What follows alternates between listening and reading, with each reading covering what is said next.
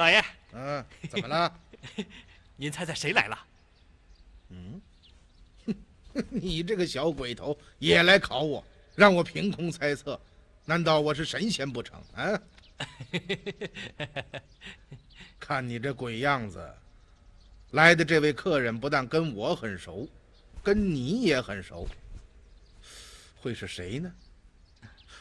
啊，曾泰。您真棒，快请他进来。哎，曾大人，您请进吧。恩师在上，受学生一拜。快起来，快起来啊！李将军，别来无恙啊！曾兄自湖州案后，1年之内连升3级，荣任正五品泾县县令，真是可喜可贺。我和大人都替你高兴啊！还不全仰赖恩师多方举荐，曾泰才有今日啊！哎，我这也是效仿春秋齐奚之故事，内举不避亲嘛啊！来来来，快坐快坐啊，请。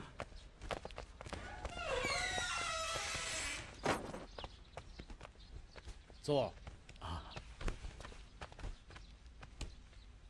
早就听闻恩师随皇帝驾临神都，几次前来探望，都恰逢恩师半驾出巡，无法得见。是啊，我听府内家人说起了。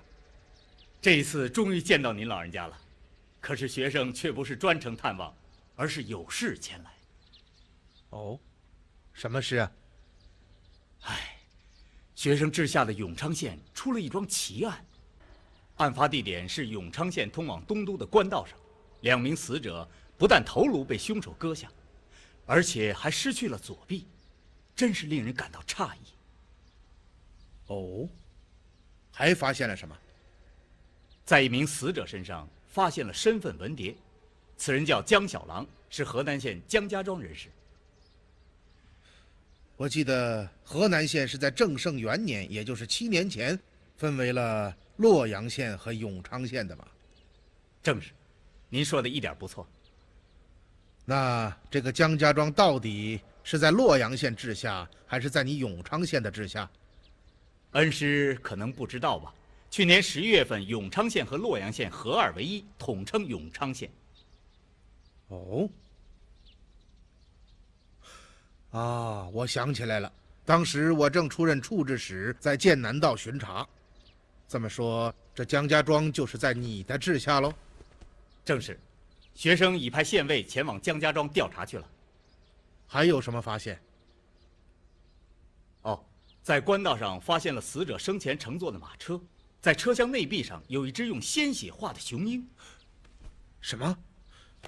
滴血雄鹰？是啊，恩师，怎么你也知道？益州、单州、蒲州接连发生凶案，死者多达70余人，现场没有任何线索，只有一只用鲜血画成的滴血雄鹰。啊？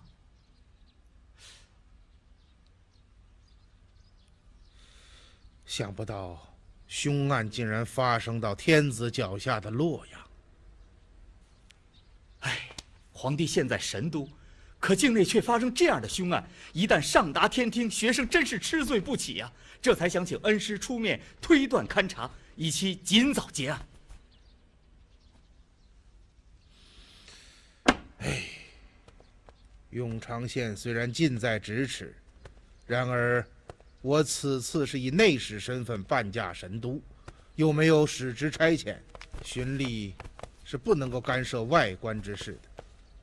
再者，你的上官是洛州刺史，我就是真想干预，也只能是向刺史询问情况而已，绝不能公亲查案，否则必遭御史弹劾。大人，滴血雄鹰一案本已牵扯剑南、河东、陇右3道，现在竟蔓延至天子脚下，又将河南道牵扯在内，一件凶案竟然牵扯了4道10州20多个县，这不能不令人称奇啊！也罢，那我就先以私人身份勘察现场，而后再做驱除。多谢恩师。哎，曾兄啊，大人只要是遇到奇案，便如是老饕闻到了美味食物，那是绝不肯放过的。知我者李元芳也。我们换上便服，立即出发。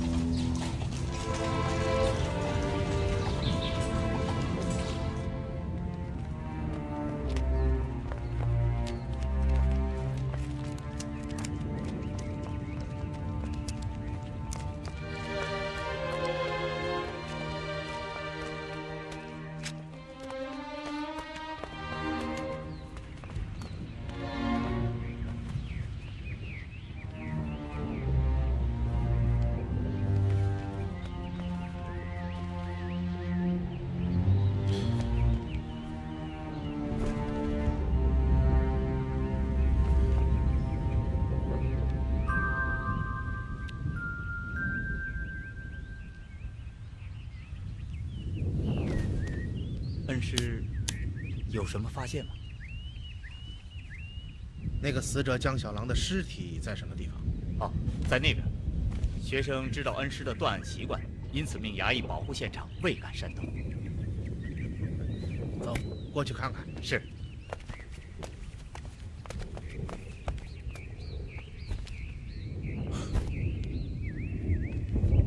不可能，天下绝不会有这么大的马匹。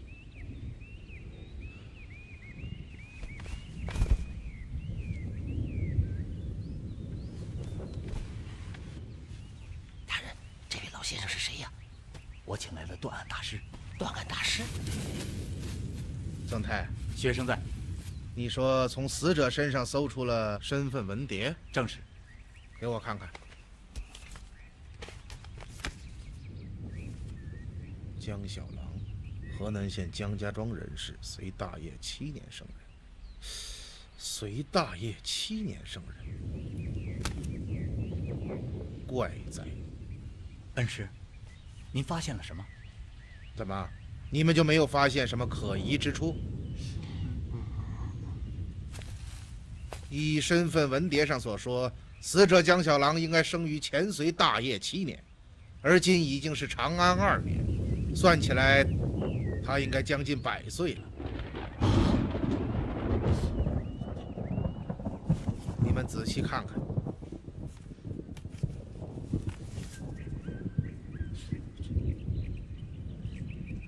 按照本朝律法，年过9旬的长者应该赐勋官加俸禄，难道县里就没有记载吗？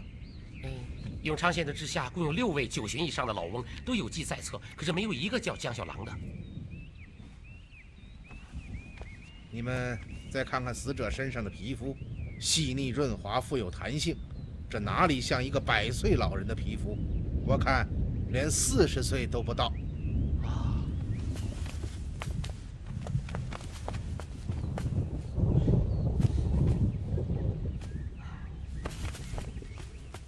难道这文牒？哎，先不要妄下结论。走，随我到官道上去看看。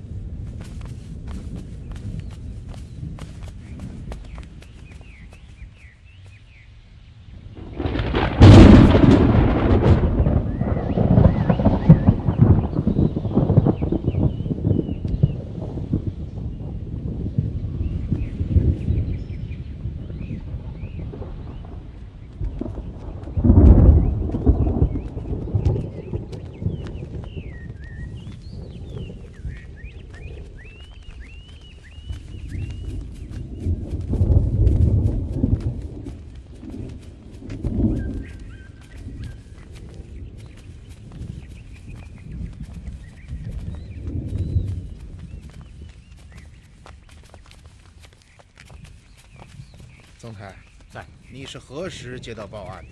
大约是晨牌时分。接到报案后，学生便派人将官道封锁了。也就是说，案发时间一定是在今日的凌晨寅时到卯时之间了。哦，何以如此肯定？你来看，这就是死者所乘的2轮马车留下的车辙。是的。从目前路面上的情况来看，只有死者所乘的马车留下的痕迹最为清晰，这就证明从案发到报案这条路上没有其他的车辆经过。为什么？如果案发后有其他的车辆经过，那么死者的车辙就一定会被其他车辙覆盖。而现在看来恰恰相反，是死者马车的车辙覆盖了其他的车辙。哦，这样我们就可以肯定，从案发到报案，这条路上除了死者所乘的马车，没有其他的车辆经过。这条官道直通神都，非常繁忙。那么什么时候路上才没有车辆呢？神都的城门关闭以后，路上就没有车辆。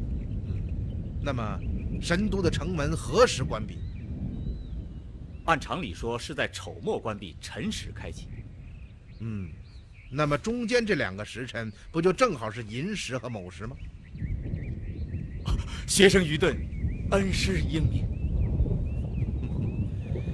因此案发时间就一定是在这2个时辰之内。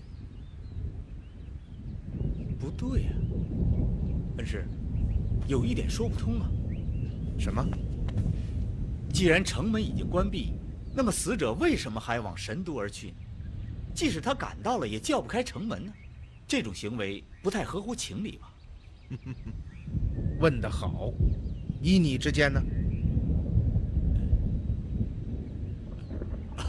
还请恩师开导。原因只有一个，那就是此人一定有办法叫开神都的城门。就这么简单？对，往往看起来复杂的事情，其实非常简单。你来看看路上这3排马蹄印，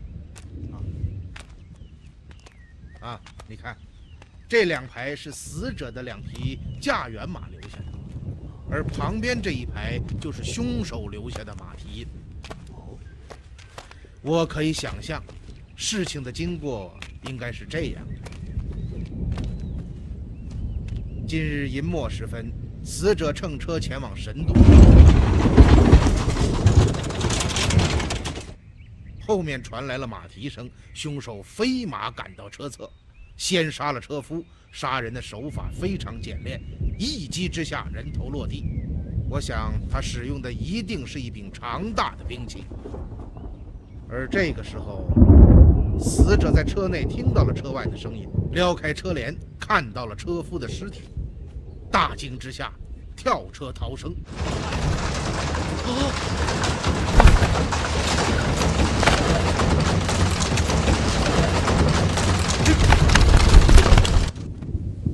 死者跳车之后落在了地上，然后他翻身而起，直接向草丛跑去。这个时候，凶手策马追赶，在石碑之前将他杀死。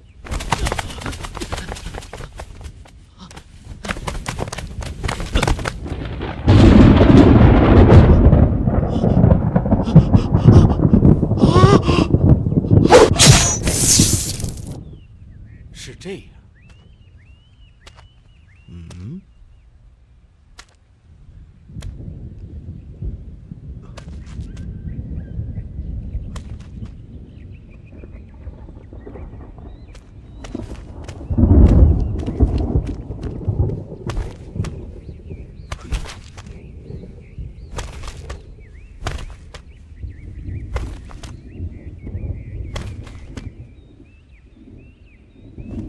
不是，绝对不是。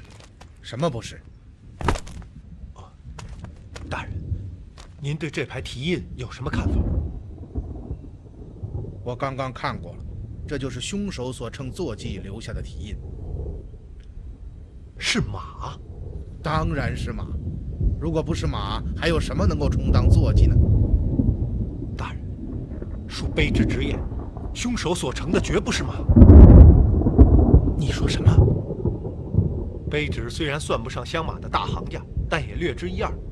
天下的马匹分为多种，以西域马、蒙古马为上品。这2种马是天下马匹最大的马种。西域马体态雄健、威武高大，一般在军中做仪仗之用；蒙古马体型稍小，但体力充沛，短途冲刺能力好，在军中一般做骑兵之用。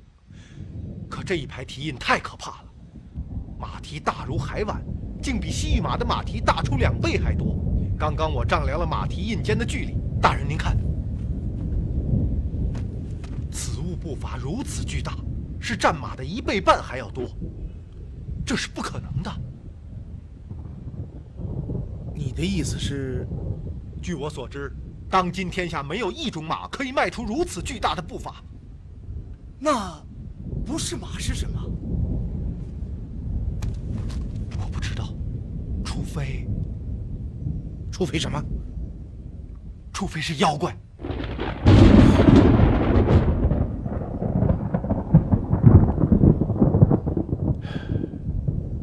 一只出现在天下4到10州的滴血雄鹰，一个生于前隋大业7年的100岁之人，一匹蹄大如碗、不服其常的妖兽。这个案子到底有什么玄机呢？